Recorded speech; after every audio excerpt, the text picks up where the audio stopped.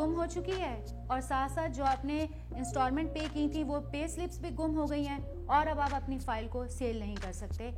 बात आ जाती है मर्जिंग की, तो मर्जिंग भी पॉसिबल है या नहीं, यह जानने से पहले आप हमारे चैनल को सब्सक्राइब कर लीजिए, बेल नोटिफिकेशन को क्लिक कीजिए। अस्सलामुअलैकुम, प्रोग्रेसिव रियल एस्टेट के साथ मैं हूं सुमेरा कुरैशी। आज का सेगमेंट ताल्लुक़ रखता है आपकी फ़ाइल के मुताबिक।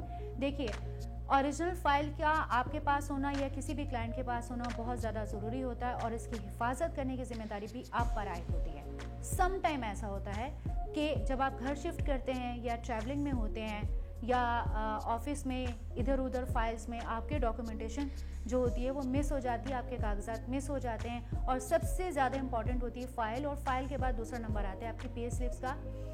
जब ये पे स्लिप्स गुम हो जाती हैं तो फिर इसके बाद क्या प्रोसेस आएगा? एफआईआर फाइल की कटेगी, कहाँ पर कटेगी, और उसके बाद अगर आपके पास फाइल नहीं है और अगर आपके पास पे स्लिप्स भी नहीं है तो क्या आप अपनी फाइल को सेल कर सकते हैं या नहीं, और आपकी अगर फाइल गुम हुई है तो आप उसको मर्ज भी करवा सकते हैं नहीं। अगर मर्जिंग पॉसिबल है और अगर आप अपनी प्लॉट को बेचना चाहेंगे या अगर आप अपनी फाइल को बेचना चाहेंगे तो उसके लिए टाइम पीरियड कितना आपको दरकार होगा। आप डिटेल्स जानने के लिए वीडियो में दिए कॉन्टैक्ट नंबर पर राब्ता भी कर सकते हैं। और अब हम मूव करेंगे डिटेल्स की तरफ। देखिए, आप जब भी कोई प्लॉट को बाय करते हैं आपको एक स्टेटमेंट दिया जाता है, उस स्टेटमेंट पर BTK नंबर लिखा होता है।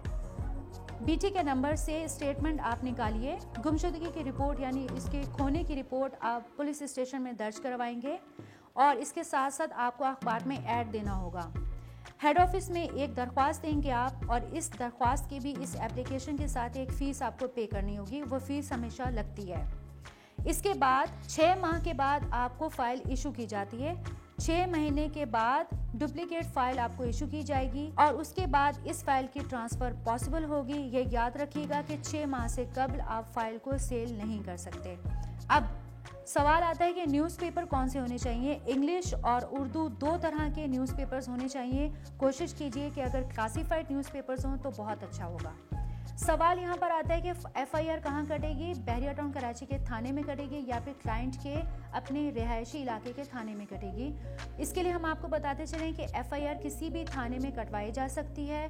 शहर की कोई पाबंदी नहीं है क्योंकि कागजात किसी भी शहर में गुम हो सकते हैं। कागजात में एफआईआर के लिए एड्रेस की कोई मुश्किल नहीं है।